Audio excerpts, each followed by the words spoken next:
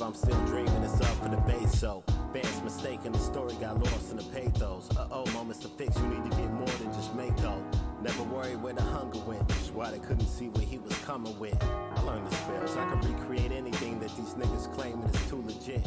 What would only make me the same is what I aim to share. So for these gifts, would you remember me? Will I be one of the greatest that's never listed on pages next to B.I.G.? Trying to guide the script of my life, but it's a D&D. Rolling the dice since LB3E. Sure as LB, I would chill a cool meal off my last piece and get the whole fam a new lease. But reality and optimism don't often coincide. Again, forced to swallow pride until my next reach. By then, will you remember me?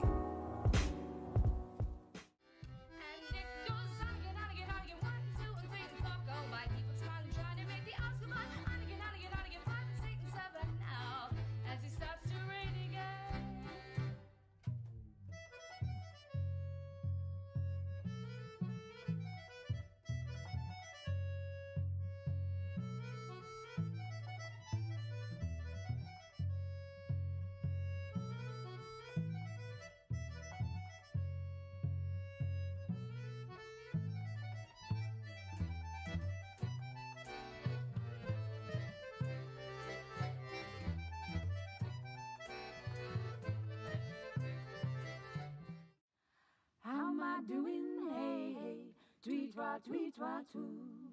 How am I doing? Hey, hey, Geo, baby, I'm sure. I saw the moon from under the tree and said, hey, Mr. Moon, don't you tell on me. How am I doing? Hey, hey, tweet, too. How am I doing? Hey, hey, tweet, too.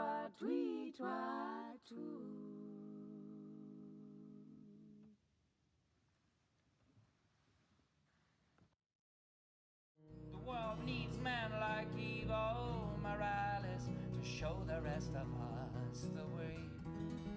And he likes football to be played with the feet, not the hands.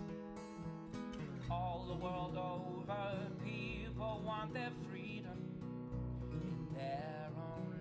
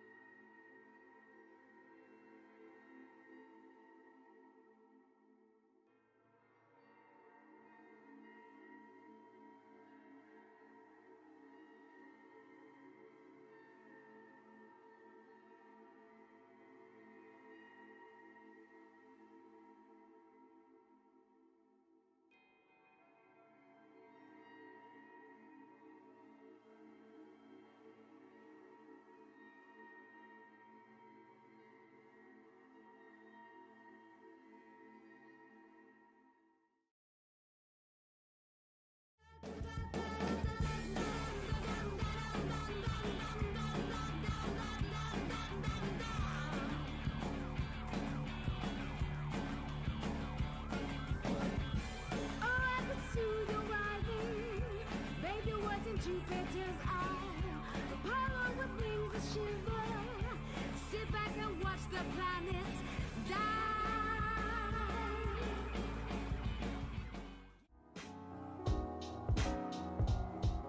Yeah. Came to at 8 in the evening. Wondering if I'm still dreaming, it's up for debate. So fans mistaken, the story got lost in the pathos. Moments to fix, you need to get more than just make though. Never worried where the hunger went, that's why they couldn't see what he was coming with. I learned the spells, I can recreate anything that these niggas claiming is too legit. It would only make me the same as what I aim to shift. So for these gifts, would you remember me? Will I be one of the greatest that's never listed on pages next to B.I.G.? Trying to guide the script of my life, but this ain't D&D. Rolling the dice since LB3E. Sure as LB, I would chill a cool meal off my last piece and get the whole fam a new lease. But reality and optimism don't often coincide. Again, forced to swallow pride until my next reach. By then, will you remember me? And it goes on again, 1, 2, and 3, and 4 go by. People smiling, trying to make the Oscar line. On again, 5, 6, and 7 now. As it starts to rain again.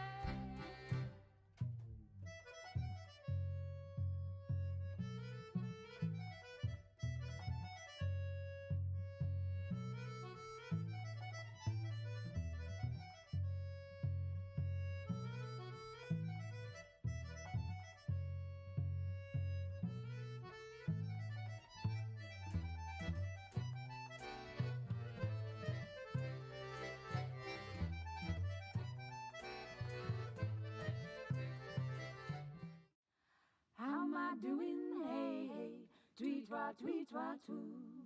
How am I doing? Hey, hey, gee, oh, baby, I'm sure. I saw the moon from under the tree and said, hey, Mr. Moon, don't you tell on me. How am I doing? Hey, hey, tweet, twa, too. How am I doing? Hey, hey, tweet, twa, too.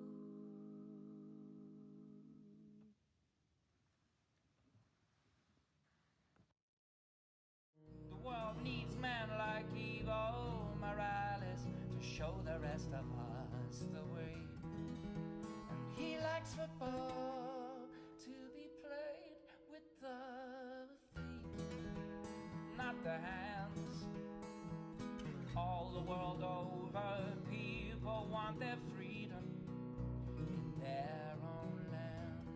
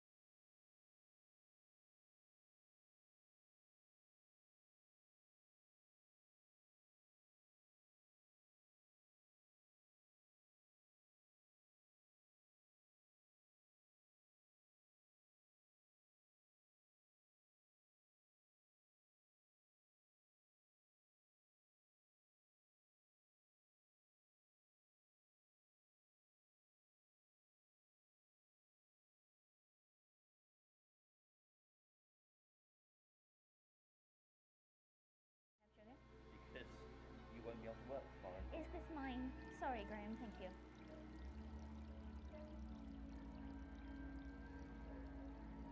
Always back to the goldfish. Fish. I might have to buy one of those. I don't like that one so much. Are they rancid?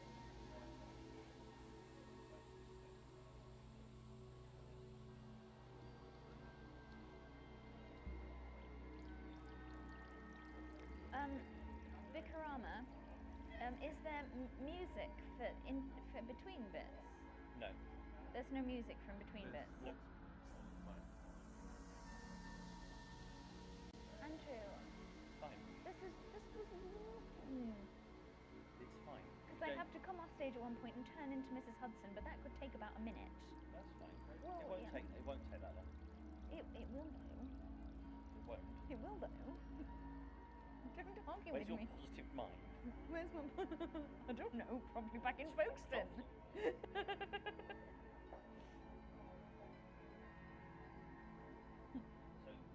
there's only 3 characters. Lily. She has less than the other 3 and got with 1. So it's going to be 2 for the amount of money it has. So it's going to be 2 characters hitting on 1 character. Yeah, it was just not fibro, brain fog, ADHD friendly to go all 4 of them. So I... It's made it, for some reason, she found it much easier just making the other 3 longer. And go figure. Weird, weird. I guess it's flow though, isn't it? Yeah.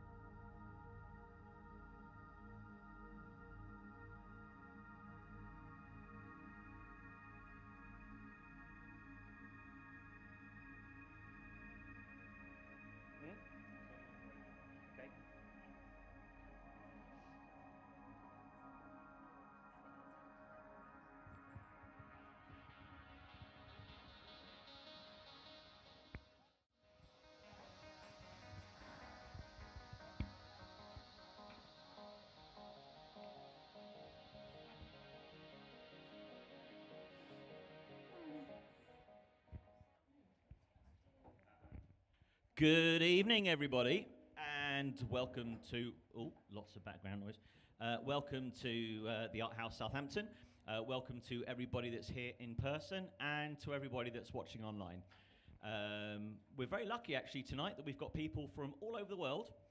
And so it's really lovely to see so many people turning out to watch live theatre. This evening, ladies and gentlemen, you are going to be privy to the first in-person performance of Baker Street Ladies. Lexi wrote this show during lockdown and has been itching to perform it in front of a live audience. So thank you all very much for coming. And now, if I may, I'd like you all to sit back and imagine that you are walking through the streets of London. In fact, walking down Baker Street itself in April of 1891. There's something on your mind and you need help. And there is only one person that you know that can fix your problem. And so you step up to the door of 221B Baker Street, you knock and enter.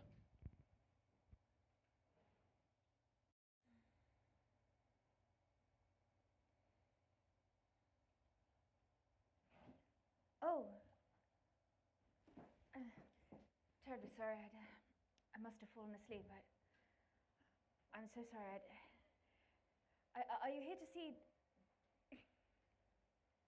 I'm sorry, I don't know why I ask. No one ever comes through the door that isn't here to see Mr. Holmes, of course. Are you, I'm terribly sorry. Do we know one another? I don't suppose you were, brought up in India? No, of course not. Schooled in Edinburgh, perhaps? Oh, no, it was... Yes, I remember now. Oh, I'm so sorry. It's so many years ago that must have been. I'd quite slipped my mind, in all honesty. Since we last met, I am no longer Miss Mary Morstan. I am rather more Mrs. John Watson these days. That was why I was here, of course. I came to see whether my husband and whether he was with Mr. Holmes, and I had hoped to... Excuse me, I think I must sit down again. No, please don't alarm yourself. I'm sure I'm quite all right. I just, I must have exerted myself a little more than I anticipated today. I have been running around somewhat, as it were, just today, you understand. I was so hoping to find John and Mr. Holmes here. It's, I suppose even one uninterrupted dinner was a little too much to ask. I'm sorry, I'm speaking to myself more than anything. I'm feeling better already. It's our anniversary today. I had arranged a little something, just supper and that kind of thing. I did ask John beforehand if he thought it might be possible for us to prioritize the dinner together. It doesn't feel right to ask him for much of his attention the rest of the time, of course. He is so very good to me after all. But I did ask specifically if he thought that Mr. Holmes might have anything he might need his help with. But if it was possible... No, he said nothing would delight me more. I know I can't always, but this time I shall make the time.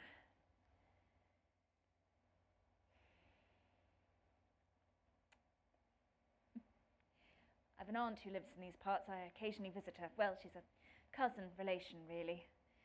The last time I arranged to go over, it was supposed to be the two of us, but of course the plan changed at the last moment. Mary, I don't know how you tolerate it. Oh, if he were my husband, I'd... But she didn't actually tell me what she would do, probably because she doesn't know what she would do in my situation. Just like me, really. I don't know what to do. I can never say that I was under any illusions. You see, I met my husband at the same time as I met Mr. Holmes. I commissioned Mr. Holmes to try and help me find my father. It didn't go too well, but I did meet John, of course. I sometimes pretend that I don't know what attracted me to him, but of course I do know really, if I'm honest with myself. I would never tell him, of course. But you see, so many daughters of army men go on to marry army men. Now, of course, I never wanted to do that. I had thought about it, of course, but I didn't really like the idea of my husband gallivanting off somewhere and my always being worried where he was. And so I thought perhaps an ex-army surgeon who knew the world into which I had been born, into which I had grown, perhaps that would be something of a compromise. You could feel the attraction between us straight away, I suppose. No, he has been very good to me. So kind. And ever so gentle ever since the beginning. The relationship between him and Mr. Holmes is, it has always been close. Some might almost call it Greek, I suppose. I have never, not for an instant, resented Mr. Holmes and the sway that he has over my husband and his ever-changing schedule, of course. No, indeed, I suppose that in the beginning I simply thought that things would change somewhat with the passage of time and the changing of circumstances. Of course, one does think things like that, doesn't one? It's strange, though, how when one falls in love, the giddiness of it, I suppose, it can make one confused. It can even blind one somewhat. I'm feeling much better. I feel I must stand up. Yes, much better indeed. They did seem such little dreams that I had, once upon a time. I saw everything, my future, how it was going to be, very clearly. Once we had been married some little time, John would be spending more and more time at his practice, of course, and then he would be at home, and when he was not spending some time with me, he would, of course, be writing up all the stories. There are so many cases still that he always tells me about that he still has not written up. And so, with the passage of time, of course, and domestic life, naturally, he and Mr. Holmes would drift somewhat. And eventually, Mr. Holmes would find someone else who was slightly less otherwise committed on his escapades, of course. And of course, John would miss it now and again. But we would invite Mr. Holmes over to supper every now and again. And I would never complain when they would talk, as they do even now, about how such a thing was known and how it all truly happened, even if I'd heard the story 50 times before. And as they talked on into the evening, Mr. Holmes would, at some point, start to hint towards John that he rather wished he'd join him for just one more case. And John would find my hand and smile and say, "I'm obliged to you, my dear Holmes, but I fear I have other obligations now." And before long, of course, children. Boys, definitely. One to call Arthur, after my own late father, and I can think of worse names than Sherlock. I'm certain that John would approve, though I never told him. It was just a thought. And then, of course, the children would be off to school, and then university, and before too long they would have left us all together. And then in the twilight of our lives, John and I would sit in the parlour, and I would read his own stories back to him, pausing now and again to say such things as, "What a clever turn of phrase, my dear." Just before we went to bed, every now and again I would ask him, "Do you miss it?" And he would have a twinkle in his eye as he told me, "Yes, and no."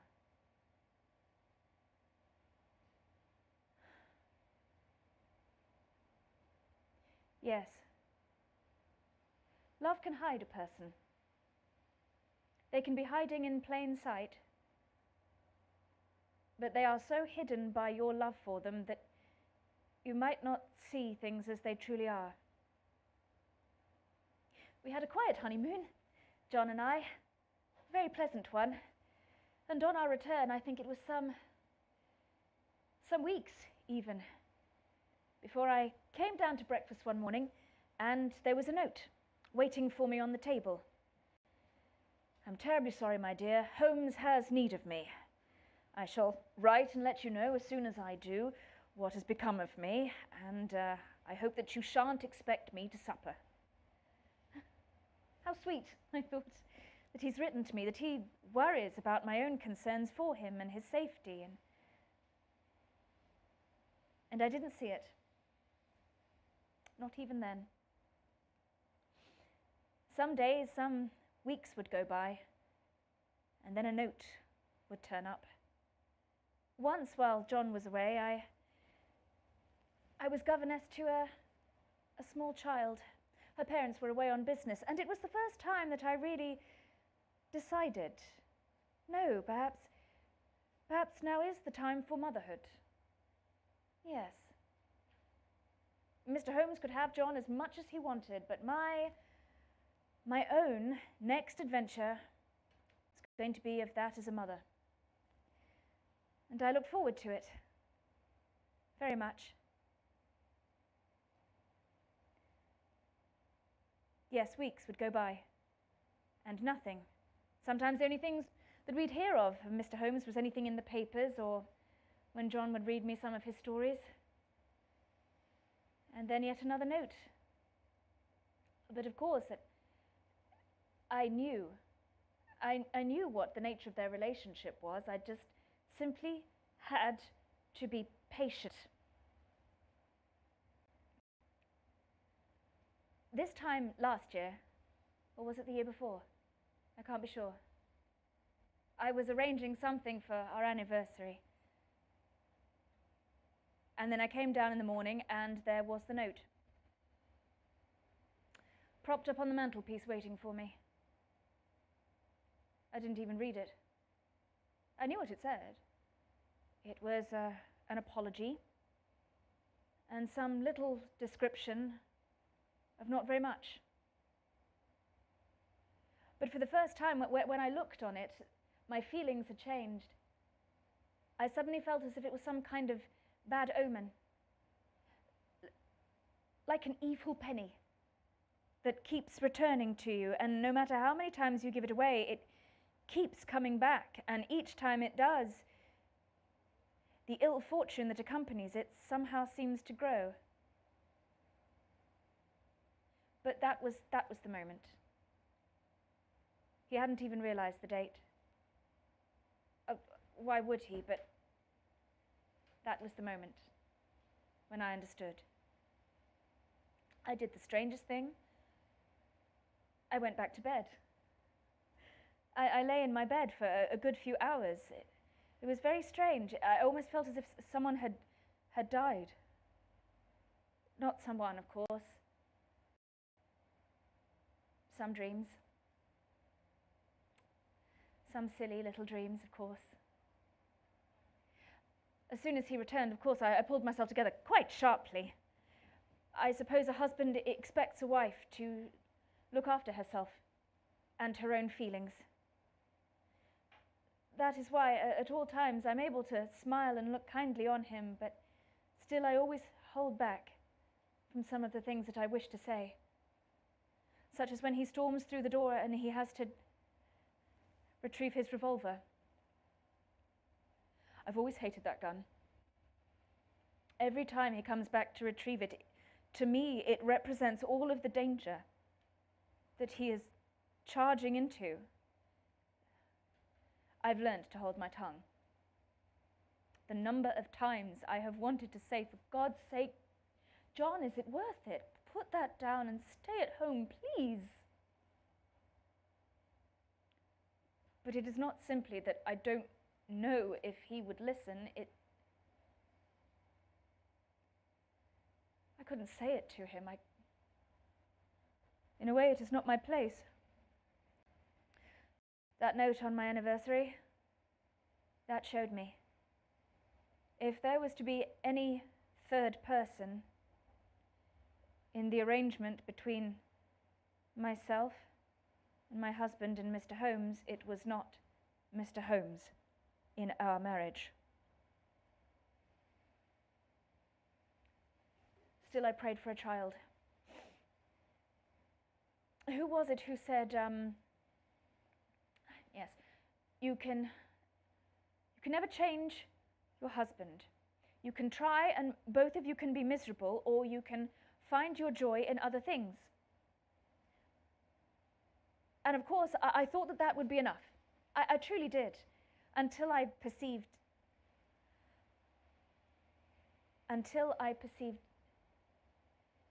changes in myself.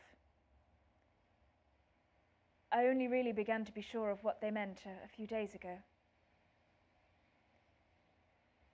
And I thought any moment, every time he came through the door, every time we sat down to supper, I must tell him. I must tell him now. I really must. But there was a voice. It kept chiming in at the least expected moment, saying, no, not yet, not just now. You can't say anything now. And it was very curious to me. Why should I not? It was the best of news. It was all that I had hoped for. Why wouldn't I just tell my husband? Yesterday, I sat down and I decided that this voice was taking so much of my attention, I ought to listen to it and find out who it was and why it was taking so much of my attention. So I sat in the quiet and I listened. I listened. And I recognized it. Do you know whose voice it was? It was mine. As a little girl. It was my little girlish voice asking where my father was. Never knowing, of course, at the time that I was never going to see him again. Wondering what on earth was to become of me. The change in me that took place once he disappeared, I have never been able to eloquate to anyone else. Never. So, last night, I wrote my own note. I must have written it 5 times before I was happy with the wording, of course. But I finished it off by saying, I believe that you and I shall have something of great import to speak of tonight. And then, afterwards, we shall have to have a discussion about what the future holds. After all, what could I do if I was determined to fight for my health and to be there as my own mother never had been. I was determined, but at the same time, what would it do to them? For their own father to... What if he, at any moment, the gun and trawling through bushes and always hearing later on what has happened, and being so very pleased at the time that I did not know truly where he was and what he had to do.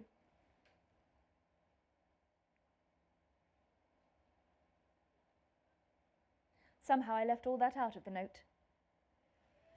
I put it in his top inmost pocket of his jacket, just sticking out at the top enough so that it would be noticed. It was all I felt I could do, of course. I wonder what he would have responded. I suppose now I shall never know. I came down this morning and I found the note thrown aside in the hall, unopened. I think what must have happened is he was in such a hurry to come here that he threw his jacket on with such force that the note flew out and he had no idea it was even there. But I'm glad of that now. Truly glad. I took myself to the consultancy this afternoon. When the doctor learned my name and what I was doing there, he did catch me rather off guard. He asked me why I hadn't spoken with my own husband. My husband is busy, I told him, and he nodded. How very shut out I felt. I'd never realized before just how much my husband's reputation preceded him. This doctor knew of his reputation and of Mr. Holmes's and needed not ask any more questions. He knew where he was, or something of it, and who he was with, and the kind of thing he was doing, and he didn't need to ask anything else. And, of course, his priorities would be clear. I didn't let any of that show on my face, of course. I tried not to blush as I told him why I'd come. And he asked me what I suppose must be the usual questions. If I had noticed any weight changes, what my sleeping habits were, my eating habits,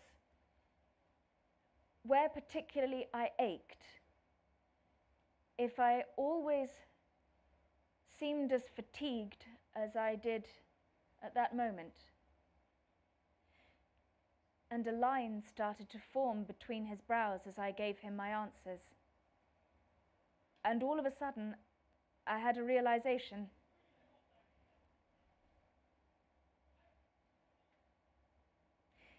It's not good news, is it? He asked me when I might speak with John. I told him that he was hopefully going to have supper with me. It ought to be discussed fairly soon, he said. What a gentle manner. Exactly that which I fell for my John for. Now I know truly that if I was truly determined, if I was to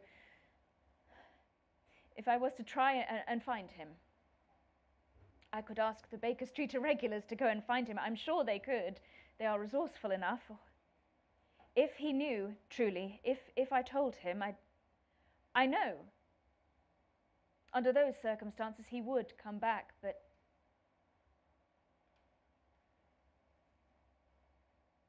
well, you see, he's been so very good to me. So very good.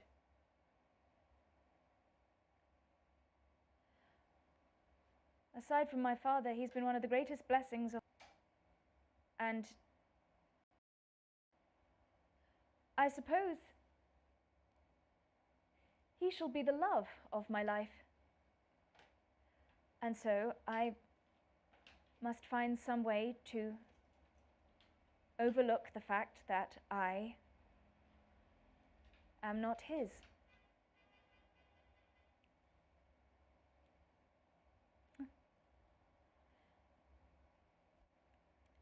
You're going to have to forgive me. The truth is that I haven't had anyone to talk to of late. And it has been very good to talk.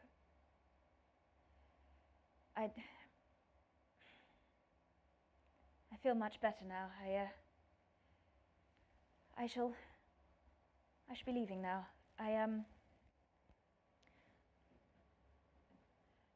don't suppose, just with the chance that they come back and you do see them, if you do see my husband, you shan't say anything. Thank you, I appreciate it. Well, I've kept my carriage waiting long enough, I'm sure. It was good to see you. Take care of yourself.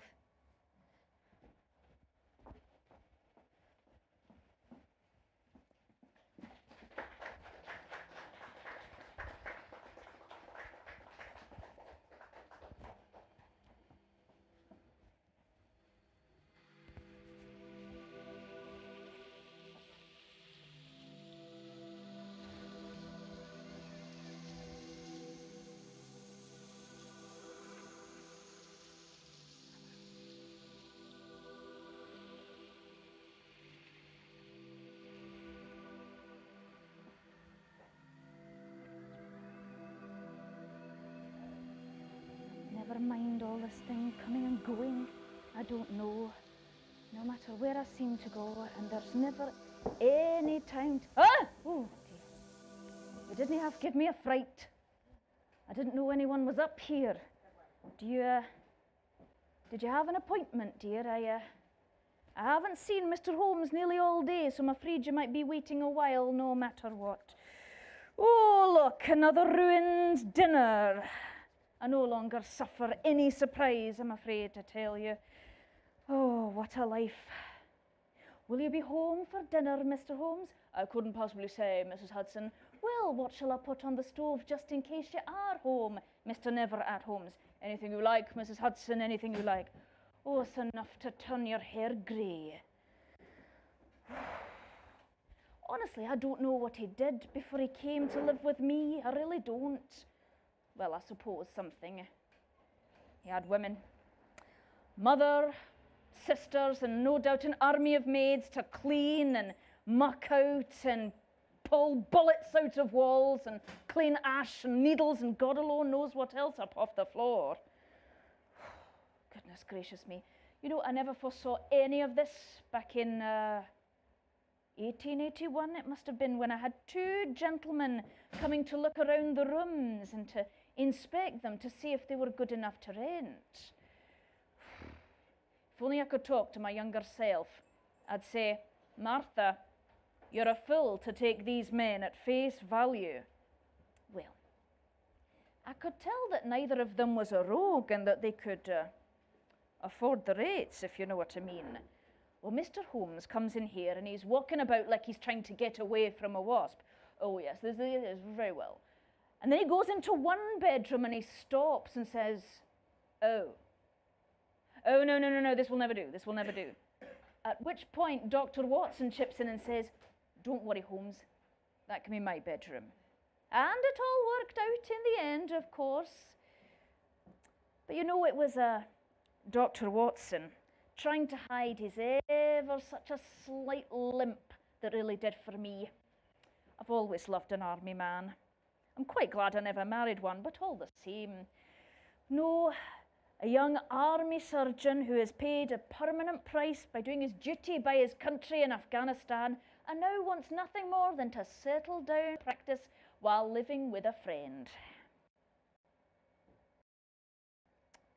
At least,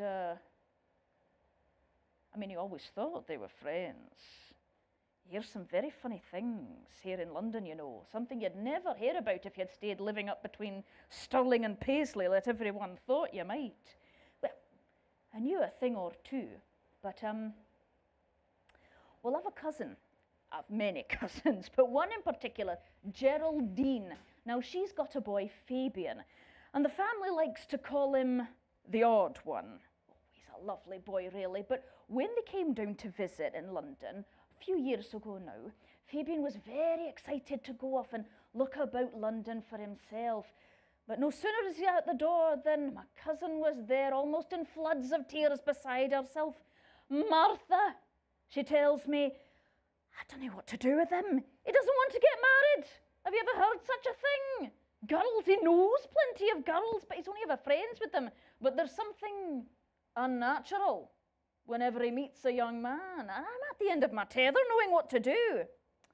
Now, I might have been in London too long by this point, think as you will, but I said to her, well, Geraldine, when you say it's unnatural, what exactly is it that's gone wrong? I'm sure I don't know, she wails. Well, what of his brother, your George? Is he unnatural? Oh, no, our George, he got married last spring and his first one's on the way. Well, then, and what about yourself? Do you suppose you've done something, by accident, of course, to make Fabian the way he is? Oh, no, me and my husband, we've all doted our children. Well, then, that's fair enough. What about Fabian, then? Do you suppose he's done something to himself to make him the way he is? Oh, no, in all other respects, he's such a good... Well, then, Geraldine, I said, if I may quote to you, that the Lord works in mysterious ways, and we are not to know his purpose, nor his way, nor all the things that he created and why. And from everything you've said, it doesn't sound that unnatural, after all, does it? Can it be? I don't think so. Oh, if only I could talk to my younger self, though. I'd say, Martha, these two young men, they look like tenants, but one of them is a disguised nightmare. There was ever such a lot for me to take in when they first moved in, I can tell you. Oh, the doctor was always a dream to live underneath. But Mr. Holmes. Now, I'm not the world's best cook. I've never pretended to be. I'm not the kind of woman who can put up with bits of leaves all over your supper. That kind of nonsense. It doesn't hold any water with me. But sometimes Mr. Holmes would eat well and hearty, and other times you'd think I was trying to poison him. The times I've come in here and the food that's gone wasted in this house, simply because I have a limited cuisine. And then there's the people coming and going, very strange characters, some of them very, very well-to-do. You see the style of the carriages that wait outside. You've no idea how many jewels and lovely clothes that come through that door, but then you get some other characters. I've shown people into this house, and it's turned out later that they've murdered their spouses, their relatives. They were stood right beside me and looked just like everybody else. The cheek of it. But I'd always know that everything was well with Mr. Holmes, whether he had a case or not, as long as he was playing the fiddle. I've always loved a good fiddle, but not at 3:30 in the morning. Oh, the first time it happened, I did not know what was happening. You know how things break into a dream. So up I traipse into this room to try and find out what is happening. And there is Mr. Holmes with the fiddle in his hand and playing like the devil himself, his eyes wide, staring off at nothing. And there is the doctor alongside him, waving a needle or something about and talking down to him very sternly. Well, I knew he had it all in hand, so I left them to it. But if only that was the strangest of things. After pacifying the neighbours, one time I had my hands in the sink and all of a sudden a crash came from this very room. I dropped one of my best plates and it shattered. Then another crash. And it was like a small bang, bang, bang, bang. I thought something awful was happening. Well, when I finally got the courage to come up here, I opened the door, and there is Mr. Holmes, standing in my rooms with a gun pointing at my wallpaper, shooting bullets in it when it had not been up 2 years. As if that wasn't bad enough, you could hardly see the floor for how many papers, cups of tea, files, and newspapers were littering the place. This, I said, is the very last straw, Mr. Holmes. In he brings me and spouts off some clever nonsense. He points out that actually the bullet holes make the letters VR for Victoria Regina. Mr. Holmes, There's a great many ways of being patriotic, but shooting at my bricks and mortar does not seem to me to be a very sensible one. Well, the problem was, of course, I told him it was the last straw, but the next time he paid his rent, he made it triple for the inconvenience. Something or other. That's my problem. If someone's paying you fair and well, what can you do? And I thought, how will I ever be able to rent it out again after he's left? But my goodness, if only I could talk to my younger self, I'd say, Martha, the people that will try and bite your hand off to get this address once this man's vacated simply because he lived there. Besides, it doesn't look like he'll ever leave at this rate. I don't know, but the real problem is, and I'd never say this to him, of course, I've never been able to fault how Dr. Watson and Mr. Holmes have more or less treated me. The doctor's always been very kind. Until he left, of course, and I do miss him, but Mr. Holmes, you see, they never think of me. I'm just a miring old woman back at Baker Street, but I do worry. And it's nothing to do with the rent, not really. You see, well, in my situation, you see, I was never blessed. Lots of cousins, of course, and they've got their children, some of them grandchildren now, of course. But it was always Mr. Hudson and me while he lived, and that suited me fine. But now, I suppose in a way, without meaning to, I've come to see Mr. Holmes as, well, as a sort of son of sorts. I do worry about him when he doesn't eat. I do worry about where he's going to be and the villains that he has to deal with. And also, I don't want the kind of work he does. It's so very dangerous, you see. And the sort of people that he comes up against, the kind of people that he seems to seek out, are some of the cleverest of people. I sometimes worry that one day I'll come into this very room just to offer him a cup of tea or to pass the time of day to see how he is, and I shall find him. Doesn't he bear thinking about? I don't want this person who I've given a little bit of my life to in recent years to suddenly not be there anymore. Besides, if someone actually got to him, you know the only person who'd be able to solve the thing would be him himself. No. What a life. I never foresaw any of this. After Mr. Hudson died, God rest his soul, I did consider briefly going back home, but to what? To relatives? To be a burden on them as I grew older? No. No. I used some of the money that I'd been saving up since ever before Mr. Hudson died, and I bought the rest of this house. I decided I would housekeep, that I would be useful somehow. Now, one of my cousins, Brian, I'm always losing track of how many cousins I have, but Brian, he's a member of the local constabulary back in our part of the world. Now, he was worried particularly about the address back then. Martha, what are you about? You'll have the worst sorts of rogues and villains coming through your door. Why not sell the whole thing and buy something? Come home. But I didn't want to. You see, it was Mr. Hudson's wish that we come down here in the first place, and it almost feels, in a small way, if I went home, I'd be dishonouring him. Put a lot of work into this place, and now I feel just a little closer to him. Oh well. Brian certainly changed his tune the next time he came down, because of course by that time Mr. Holmes was a bit better known throughout the place. They met very briefly, and Brian and I sat down to supper that night, and Brian says to me, "You know, Martha, you know Mr. Holmes, you can tell he's got that thing." "What thing?"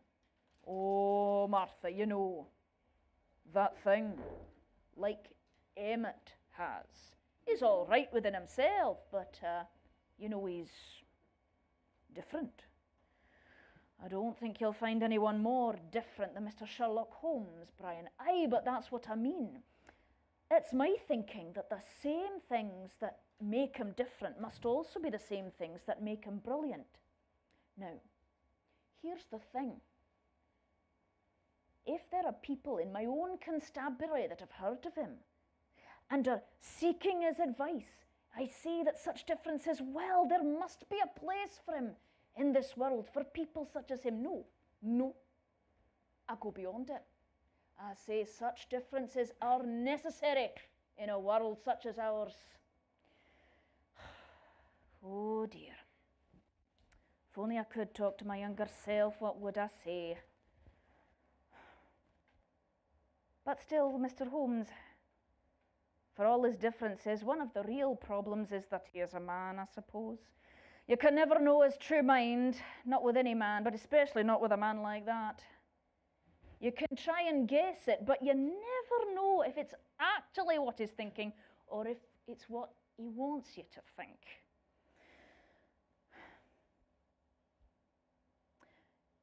He does seem to be preoccupied these days. He still has his cases, of course, but I often wonder how fulfilled he feels by them. I've read some of his letters out to him before. Bound to be full of trivialities. Please read them to me, Mrs. Hudson. Of course I do. Now, some of them are simple things. I've lost such a pen. Can you help me find my cats? That kind of thing. And you know, I read them out to him. I am not interested in such things, Mrs. Hudson. Please put them on the fire. But I don't, not always. Mr. Holmes, I always want to say, don't you realize how much of a compliment it is that the minute someone loses something that is dear to them, yours is the first name that comes to mind? I am not interested in the letters of my fanatics. Now, he says that, but when you've lived a bit longer, you come to realize that maybe you should keep some things back. So sometimes when he's told me to put one or two on the fire or throw it out, I've put them aside, just in case. Someday, Mr. Holmes, I think to myself, someday I might get them out for you. We might read over them together, and you might be grateful for me doing so. Someday, they might be all you have. But no, recently, there's been a change. And I can't say truly what. He's been writing a lot of letters recently. Oh, he always gets letters, of course, but writing them, never so much as recently. I thought for a short while maybe he'd finally found someone. It wouldn't be the worst thing in the world, but no. Something's bothering him much more than that. I suppose there are weights that even I can't consider that must be lying upon him. I've begun to wonder if someone's after him. And if it's got Mr. Holmes worried, well, must be someone very devious indeed. Someone very clever, but I've no way of knowing. And whatever it is, if Mr. Holmes is involved, you can guess that, well, we won't know, not until it's all said and done. It was not that long ago that I caught him unaware. I came up here just to tidy away for the evening, and Mr. Holmes was sitting here in this chair, and he was just sort of staring off at nothing. He had his violin in his lap and his bow, but he wasn't doing anything with it, just staring. And I politely coughed to let him know I was there. And of course he moved and noticed my presence, tried to hide it away, his mood, of course, but I'd seen what I'd seen. And with a man like that, you have to talk about what you're not talking about in order to get to the true things. So I said, are you feeling any better, Mr. Holmes? Which was my way, I suppose, of asking him, perhaps, if it was simply that he was missing a doctor, perhaps. Possibly. He responds, which I suppose is his way of saying yes. Well, could I perhaps fetch you a cup of tea or anything else, Mr. Holmes, before you go to bed, which was the only way I know how to say, is there anything perhaps I can do? And he responded with, no, but thank you, which is as much as I can ever get out of him sometimes. And I was just about to bustle my way out when all of a sudden I heard him say, Mrs. Hudson, what is your favourite piece of music? Well, to tell you the truth, Mr. Holmes, I've never been asked, so I've never considered it before. Well, I'm asking you now, what is your favourite piece of music? Now, I don't know why, because some sensible part of me wanted to say something different. I wanted to say, oh, don't be silly, man. You put that violin away. Let's have some quiet. I'll pop downstairs. I'll get you a cup of tea. You can go to bed and sleep on it. And I'm sure it'll all seem much better in the morning. But for some reason, I didn't. Instead, I said, well, Mr. Holmes, when I was quite young, there was a dance at the end of my village. And my cousins always tried to take me there, but I resisted. I was quite shy back then, believe it or not, but maybe when I was about 18, finally they got me out to this dance. And I had the time of my life. And then I met a young man. He was working locally, but he was due to leave the next morning, you see. And we danced together. We danced a good few dances, and the next morning, he didn't leave. And within a year, I'd taken his name. And within a few years of that, he had decided to move us to London. But anyway, there was one particular dance where I felt for a moment or two like I could see my whole life stretched out before me with all its possibilities. It was not quite a jig. It was called a selling round? Sellinger's Round. Yes, I'm aware of it. It's a folk song, you know. Is it really? Well, that was one of the songs that I danced with the man who was to be my husband. And so I have very fond memories of that song. So if I had to pick one, Mr. Holmes, it would be that one. Good night, Mr. Holmes. I went downstairs, and just as I was about to get ready for bed, I was on the landing, and I stopped. And I could hear it drifting from above. That same music. And for a moment or two, it was as if the years fell away from me. And all of a sudden, I was a young girl again, dancing in the arms of the boy who was going to be my husband. And if I hadn't felt so silly, I'd have probably danced then, on the landing. But I did stop and think, and I suddenly thought to myself, you know, if I'd never gone to that dance, if I'd not been persuaded that night, I'd have never met Mr. Hudson. We'd have never moved to London. So much of my life that has happened wouldn't have. And that would have been a great shame, you know. If only I could talk to my younger self. Do you know the kind of thing I'd say? I'd say, Martha, you'll reach a certain age, and that nice young man is no longer with you. And you decide, for whatever reason, to take in tenants. From that day, you'll not know a moment's peace. You'll be run ragged, you'll be shouted at, told you're unto foot and that you cannae cook. You'll be sworn to secrecy, taken in on these cases for the necessity of the empire itself, for the good of the nation. And then you'll still need to make sure that there's enough ham and eggs for breakfast in the morning. Kings and murderers, millionaires and street urchins will traipse through that dearly purchased house of yours. You'll never know in a moment's peace. And if all that doesn't keep you awake, the fiddle certainly will. But Martha, maybe it will be that nobody realizes some of the little things that you do. But when you can take a moment, you'll see and appreciate just how good things have been. We can't all be heroes. That's what my father said to me long ago. But helping heroes, men who are trying to be heroes, to do the right thing at all costs, well,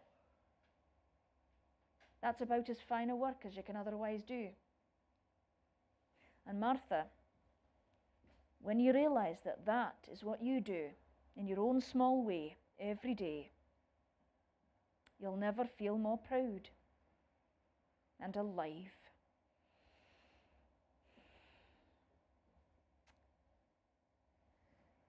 Goodness gracious me, what is the time? I've been standing here yammering away while there's cold tea in front of me. Well, if you're still here, I've no doubt that you must be waiting for Mr. Holmes still. Well, I can't tell a lie. I don't know if he'll even be home tonight, but I'll pop down and get us a nice fresh pot of tea. And if you are willing to wait a moment or two, perhaps I can pop into the cellar, see if we've got anything to make it all the sweeter. You know what I mean? But you make yourself at home.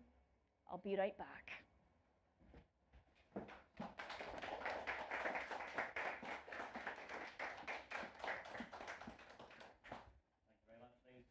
There will now be a 15-minute break. So, toilet and get some more hot chocolate.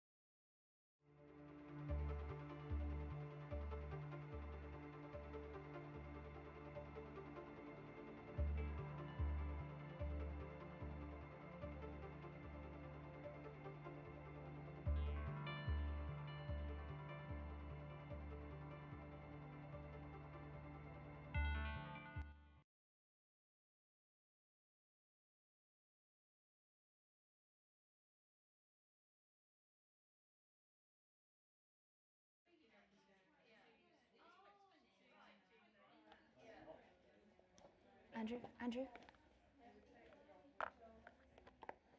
Could you, put that on stage somewhere? Stage. Yes. Hold on. Yeah. Subtly.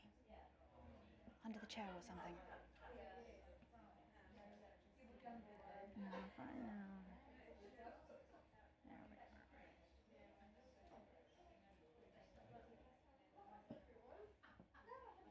There we are. Is that all right?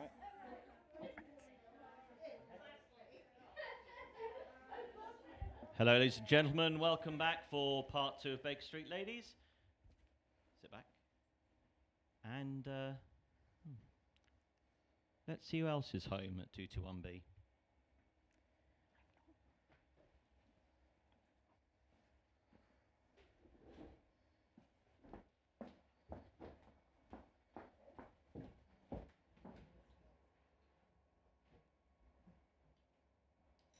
Good evening. I'm terribly sorry. I didn't realize anyone would be up here. He's not at home, then? Of course not. I don't suppose you mind if I wait with you for a little while? Thank you.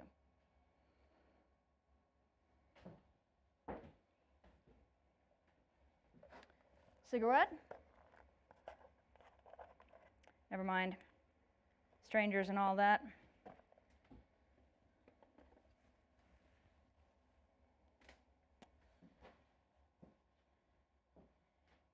You're one of his clients. How long have you been waiting? Forgive me, it just looks like the answer is a while. You must be rather desperate if you've been waiting quite so long, as I'm sure you have. I had to creep by the landlady, or is she the housekeeper? You know, I've never been certain about that. Not even sure if Mr. Holmes is quite certain about that either.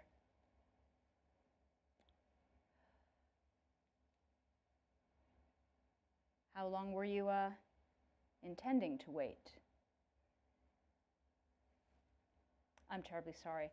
If there's one thing I should have learned about your countrymen from all the time I have spent in your nation, it's that you are much more formal than I am used to.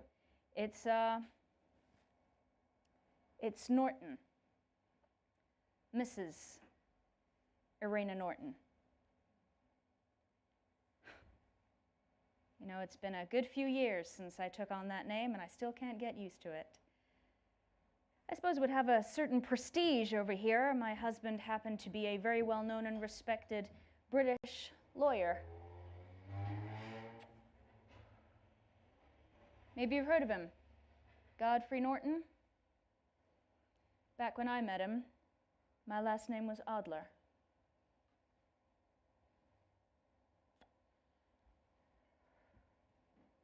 I see you've heard of me. I won't ask what.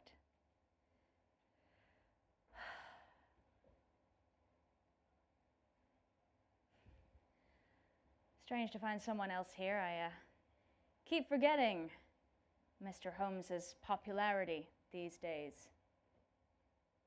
Odd to think that he has a little something of what I used to have once upon a time.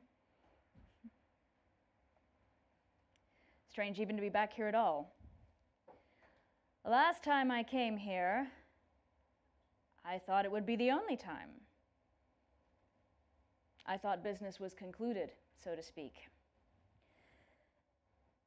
I was, after all, on the run from him, in a way. My new husband and I boarded a ship. We disembarked back in my homeland, I suppose you could call it. We found a new place to live. And then, to my utmost surprise, within a few days, I think, an envelope bearing a British postmark fell onto my doormat. You'll never guess who it was from.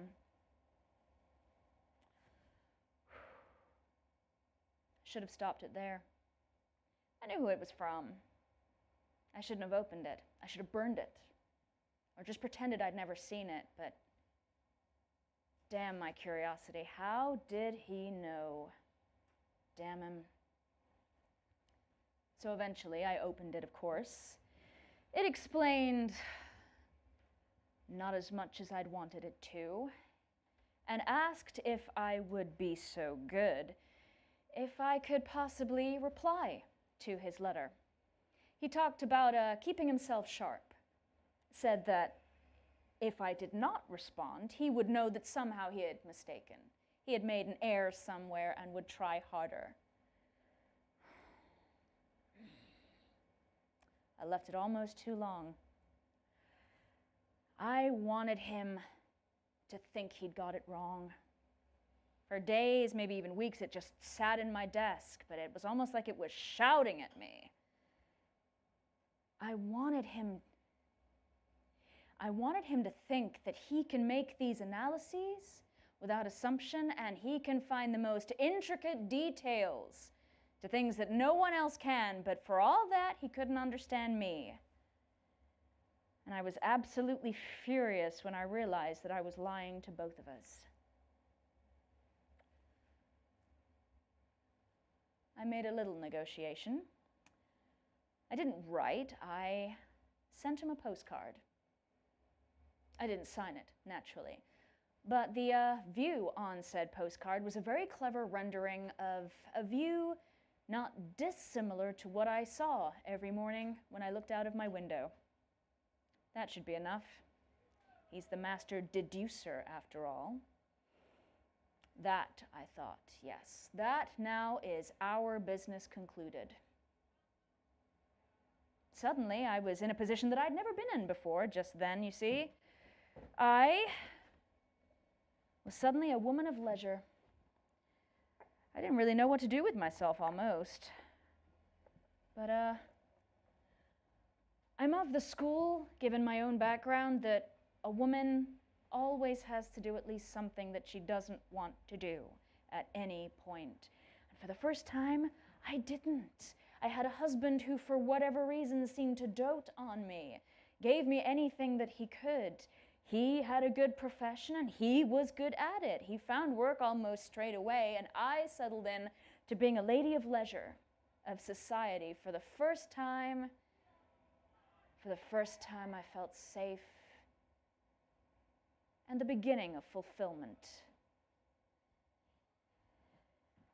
But I'm sure someone said at some point that God has a very precise set of scales. I loved my husband. I loved my husband. I think within 8-9 months or so, he'd been called upon to represent a young man from one of what we would call the better families. Old money. The kind of last name you say in a room and everyone's heads turn. You know the kind. This young man had been accused of incredibly violent behavior behind closed doors. Well, Godfrey took on the case at once. I've met this man. Cannot be. But very soon, I saw the changes in him. I saw how Godfrey looked almost haunted. The more that he delved into everything he needed to know to properly represent this young man, the more harrowed he looked. He never said anything. He was protecting me, of course, but on this one occasion that I asked what I shouldn't have, but I suppose they'd say it wasn't my place to, he talked nonsense for a moment or two. He talked about how some people can wear a mask. I asked if he meant like I would in my former days as an actress. No, not that kind of mask. A mask of charm and money and position. And a monster can live behind that mask and blend in with everybody else. I asked him how long the case would take, if it wouldn't be better, even for all the money he was seeming to get, if it simply went away instead. God, I shouldn't have said anything. There was a what they call a scuffle outside the law courts one day. Somehow Godfrey got involved, and the coroner told me that he would not have suffered very long. We'd been together. We'd been married for just over a year. A year. And somehow, even the sorrow could not outrank the anger I suddenly felt. But a new lawyer was appointed to this young man for his representation while I arranged my husband's funeral, looked away from all the particulars just for now. I was too terrified. And then all of a sudden I got a telegram. Meet me at such a hotel at such a time. It's for Godfrey. So with more trepidation than I cared to admit to anyone and a gun in my purse, I walk into this hotel room, and who do you think is standing there but Sherlock Holmes? Now that was a surprise. In spite of myself and the situations, I can remember almost grinning to see him. I was so taken aback. It was good to see him without a disguise, for a change. He has that singular British brand of aloof handsomeness. Of course, I wasn't thinking this at the time, just kind of acknowledging it. I had to pretend as I looked on him that I hadn't read his friend's work, that I was ignorant to it, that I didn't know what he'd said of me, that he'd said he thought I had a face a man might die for. I've had a number of men in my life. That's the compliment I treasure the most. The pleasantries were out of the way very quickly. He told me that he was convinced that Godfrey's death was not an accident, that in fact, how did he put it? It was a deliberate act. You mean he was murdered? I'd thought it, of course, before, but that was the first time I said it. Apparently, this young man had been a person of great interest in a particular case in London some years ago, but of course, as soon as things got too hot, his father is what you might call very important politically. They vanished back to America, and there was very little Sherlock could do. But now, of course, now, through me, he had a way in. So I'm part of some duty of yours now, Mr. Holmes. There were other people who needed justice, he said. Would I give him permission? You're really sure? I said. And he answered, if I'd been unsure, I would not have crossed an ocean before receiving your permission.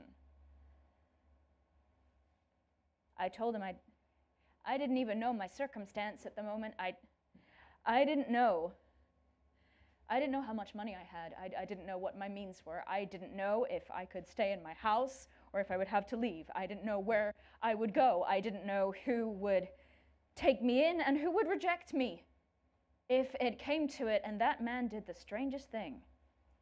He came up to me and he took me by the shoulders, and in a voice so quiet that only I just about heard him, he said, no man in his senses could reject you.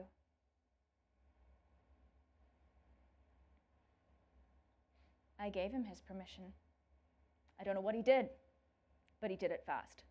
Days, weeks, I think, going here, there, and everywhere. I don't know if the man slept, but he talked to everyone. He caught people out in every single lie and cover-up. He presented every single detailed piece of information to everyone he needed to. Within days, within weeks, things were turning around. I was worried for him, though. Sherlock, these are rich people. These are important people. They will stop at nothing to keep things as they are. These are dangerous people, Sherlock. Yes, I know. And yet, they're afraid of me. He was right. They tried a couple of things, but Sherlock was like a dog with a bone. And then, some little time later, when the verdict was read out in court, when I heard, thank God, he was not going to be hanged, that instead he was going to spend, this miserable young man, the rest of his miserable life in a miserable prison cell without the comfort of daddy's money for the rest of his life, where every single day was going to be hardship and disappointment. That was the first time since my husband died that I danced. I danced even though there were tears in my eyes, and just for a few moments, I danced with Sherlock Holmes. Sometimes I think that whole thing must have been a dream, particularly that moment. It was so brief, but afterwards I told him, you have to think, to consider staying, Sherlock. You don't know what this country could do with your mind, with your talent, with your skill. That is very true, he said in his modest British way. But the problem is that this is not my country. Your country is the one that you love the most, and I was very lucky to be born to that which I do. I went along to the hotel to say goodbye, I suppose, the next morning, but wouldn't you know it, he'd already gone, slipped away in the night. So like him. I sent him a letter, or two. I wanted to send him a flood. Strangely, I missed him. I can't describe it any more than that, but as soon as he was gone, I missed him. To be in the presence of someone who is so interesting, so brilliant, for just a short while, and to be alone in his company, with nothing more than your minds engaging, that was new.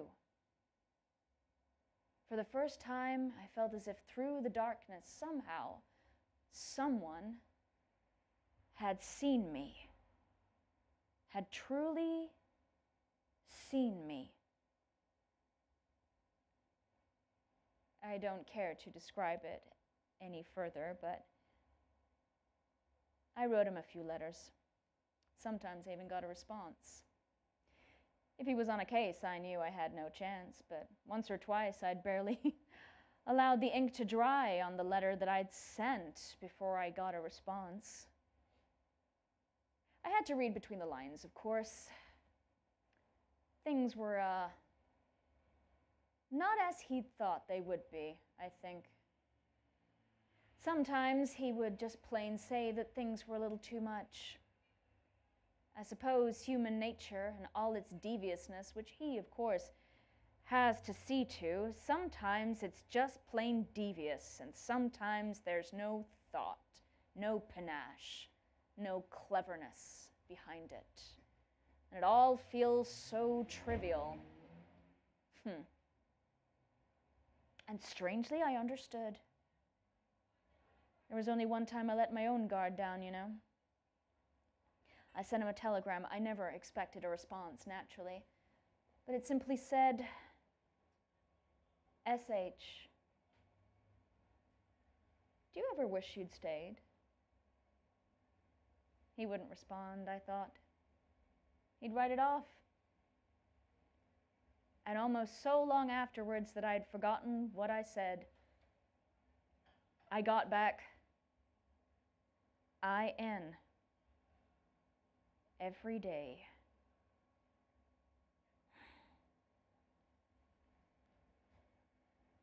Why am I telling you all this? You know, you have one of those faces, I bet people sit down and tell you their life story all the time. I know what you're doing. I know what you're doing. You're sitting here and you're trying to wait me out. You're hoping that at some point I'm going to give up and go home and leave you to wait on your own. Well, I'm afraid, my dear, that I worked for many years as an actress. Waiting is something I have down to a fine art. Except when it comes to Sherlock Holmes. It was just a passing thought. It was just a passing thought. One day, I was sitting at my desk, reading back over his last letter and thinking, why not? Why shouldn't I? Just once. See what happens. Shouldn't I give him a little stimulation, seeing as he seems so bored all the time? And at the end of the letter that I wrote back to him, I mentioned someone that I had heard of back here in the more lower circles, if you see what I mean. A couple of my acquaintances had had very sinister intercourse with him. I wanted to know if Sherlock had ever come across him. He seemed like a dangerous character to me. Sherlock wrote back, of course he did. He wanted to know who, when, how much, that kind of thing. I went too far. I always go too far, but I just couldn't resist. I wrote to a friend of mine back here. I say friend. I have something I want you to do for me, I said. I don't want any part of it, but I've had an idea. It could make you an awful lot of money if you follow my instructions to the letter. Burn this as soon as you've committed it to memory. He deserved his prison sentence. I dare say he didn't know what got him into it, but let's just say if you've ever slighted a woman, even slightly, you should never forget it. We have incredibly long memories. You better watch out or I'll set my English greyhound on you. And then after that, I'd started. And I had to carry on. I had to. It was almost like I had glimpsed what it is to be addicted to narcotics. I needed to carry on. That was simply the most natural progression at the end of every letter. Every now and again, just as if I'd only thought of it. The moment before I put down my pen, I would say something like, oh yes, and Sherlock. Any more news about that Moriarty character? It was a name I plucked out of the air. It sounded sinister. It sounded clever. And I liked the thought of him lapping it up, of finally thinking somehow he had found someone who was his equal.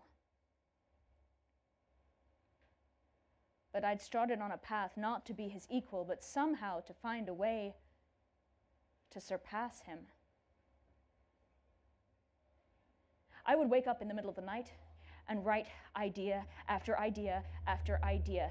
Things that could be done. I don't know where they came from. I had no idea. I had so much deviousness within me, but every single time I thought I'd use the best of my work, another would come up, and I could just see in my mind's eye Sherlock Holmes going after detail after detail after detail. The things that I would say to my acquaintances back here, here's how to make sure you evade Mr. Holmes. Do this and you'll avoid jail. You'll make a load of money, always knowing that somehow they'd fail, but that would just give me a chance to try again. I went too far. I had to come back here.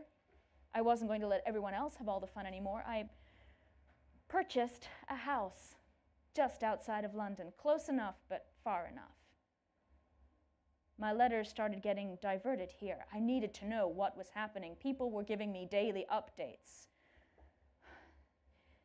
You don't understand. When your star has begun to fade and all of a sudden you have the attention of one man, so brilliant, it's like you want to catch the stardust from such brilliance and place it all over yourself until you shine just as brightly to keep his attention.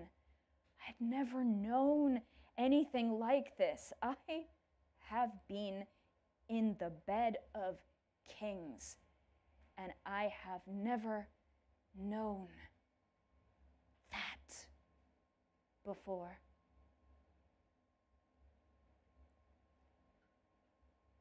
A few days ago, I got a letter. It was written hurriedly.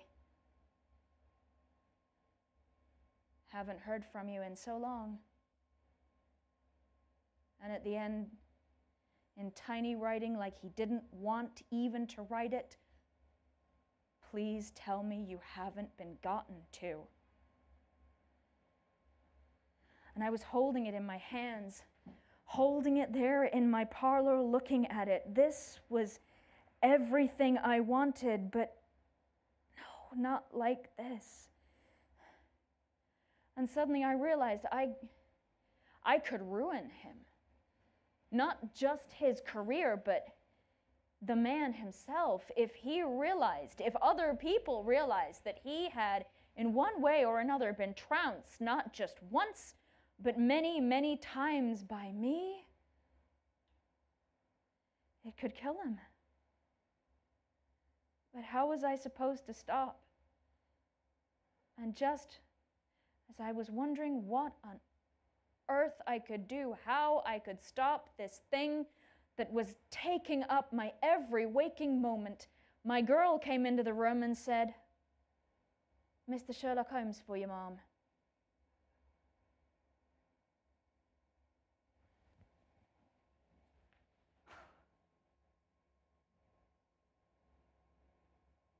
How long have you known?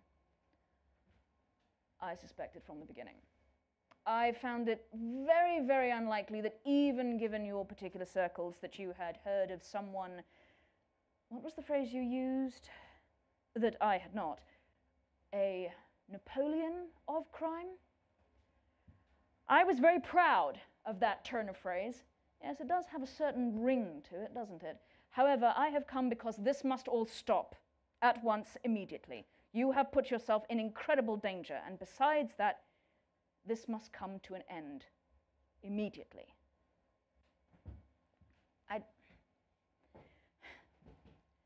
None of these people, not one of them that I involved, was innocent. I did nothing. I wrote suggestions. I put together plans that someone might use. I never even said, do this specifically. I made suggestions here and there. They're the ones that executed it. They're the ones who were trying to make money. No one who I involved was innocent in any way. And as Moriarty, neither are you. Do you not think that this is all just a little beneath you? Beneath me. The King of Bohemia never made me feel so strangely proud and ashamed at the same damn time. What do you intend to do? For all of how careful I have been, I know that you could make something stick if you wanted to. If you had truly been careful, I would not be here. However, now that I am,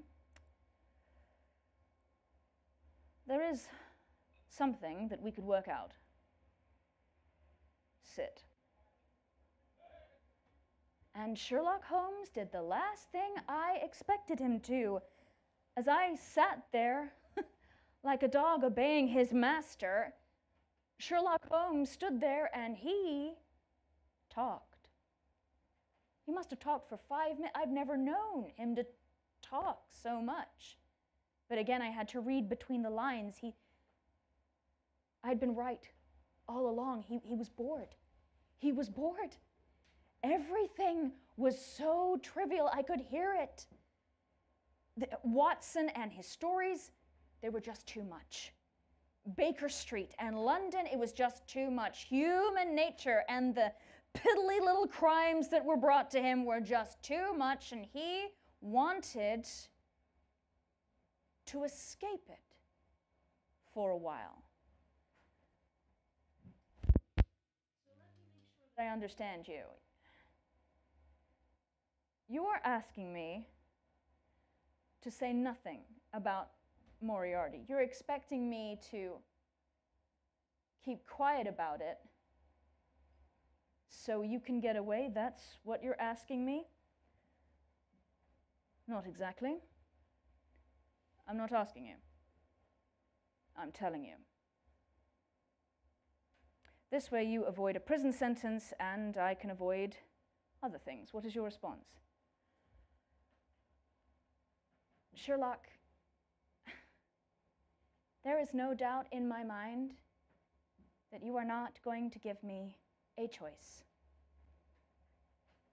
In that case, Irena, we understand each other perfectly. God damn, I hate that man. And you know why? Because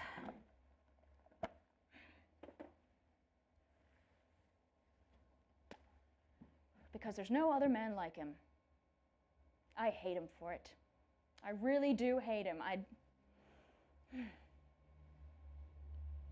I came over here specifically because I thought now was my turn to talk.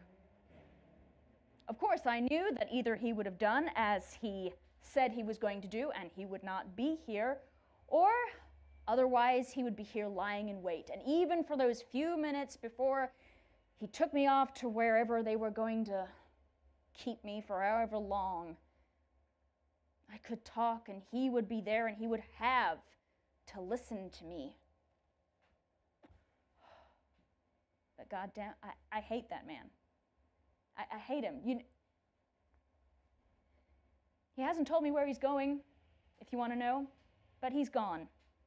I don't know where. You think he'd tell me after I moved across the world for a prank, however convoluted it might be? I don't know where he is. He could be out of London by now. He could be on a train or a ship off the island just to rub it in my face that little bit. I wouldn't put it past him to be on his way to the United States. But you know what the worst, you know what I hate about him the most? The fact is that Sherlock Holmes could be hiding in this very room right now. And neither you nor I nor anybody who isn't Sherlock Holmes would know about it. God damn, I hate that man! Because he makes everyone else seem so colorless and pallid and so damn trivial.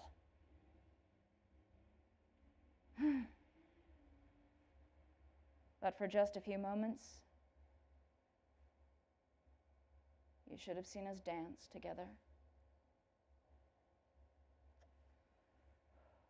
So,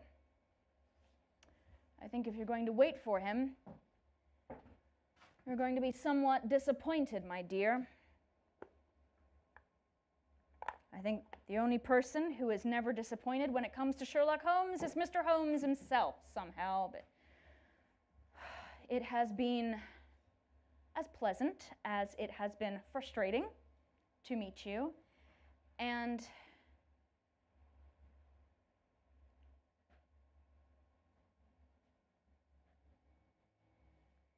what did you say your name was? I'm sorry. For just a moment, I had the most outrageous idea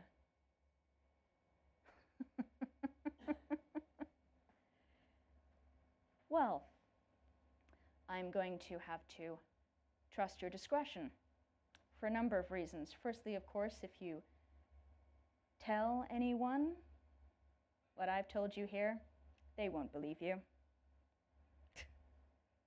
Second of all, you have to understand that if I hear this story repeated elsewhere, not everybody who has crossed my path has had half so much fortune with me as Sherlock Holmes has.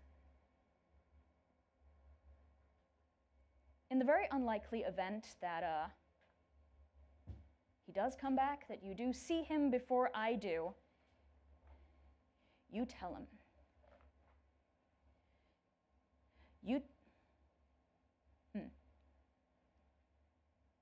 You tell him that I hope he has a backlog of satisfying cases, because I didn't even get to use my best work yet.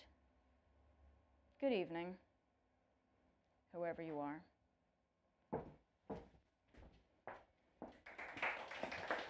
Let's go do a bow.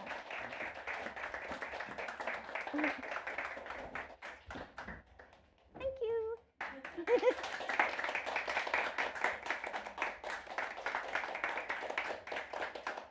Thank you very much, everyone. I won't take up too much of your time, but I just wanted to say thank you very much for coming to see Baker Street Ladies. I wrote this in lockdown, and I'd been meaning to write it for years and years before, and if anybody's like a big Sherlock Holmes buff, I hope you enjoyed it, and also if you didn't, I'm really sorry.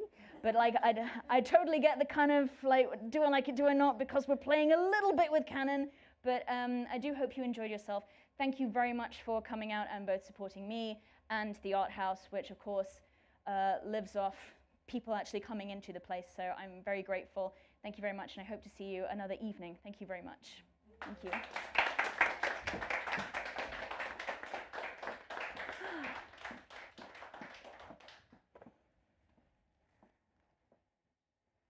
You're getting applause from online. Yay!